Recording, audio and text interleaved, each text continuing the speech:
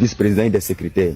Et selon la réglementation de la FECACI, pour qu'un communiqué soit rendu officiel au nom de la FECACI ou au nom de ses CAMIT, il faudrait que le président, le vice-président et le secrétaire général soient unanimes et signent le document et que le porte-parole maintenant puisse maintenant avertir les uns et les autres des décisions qui ont été prises en interne pour le bien-être de tous les combattants.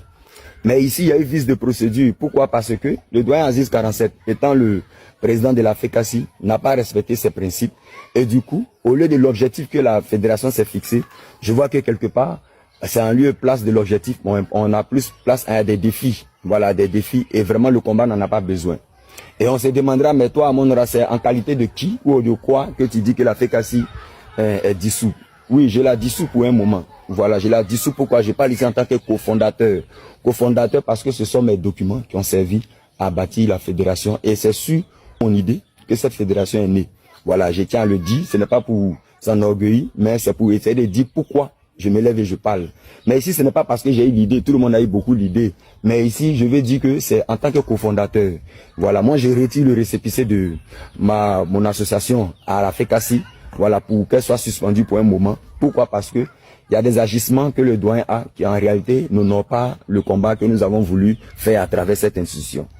Parce que le fait de lancer un défi à quelqu'un, c'est pas mauvais, mais le lancer au nom des CAMIT alors qu'aucun CAMIT n'a plaidé quoi que ce soit, je pense que quelque part c'est un peu exagéré. Mais on ne peut pas se prononcer sur un seul acte.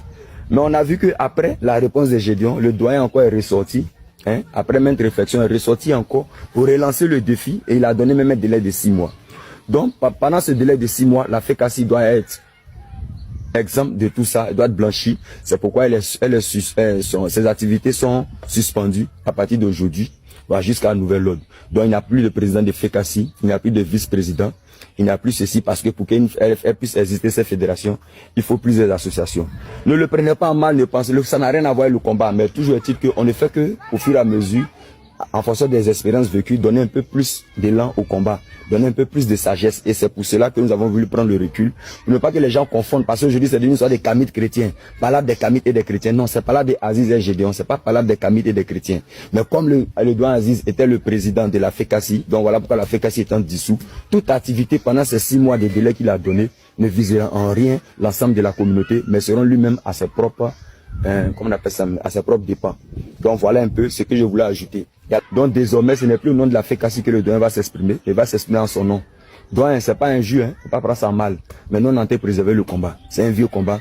Et c'est nous-mêmes ancêtres qui nous ont légué ce combat. On attend les 6 mois.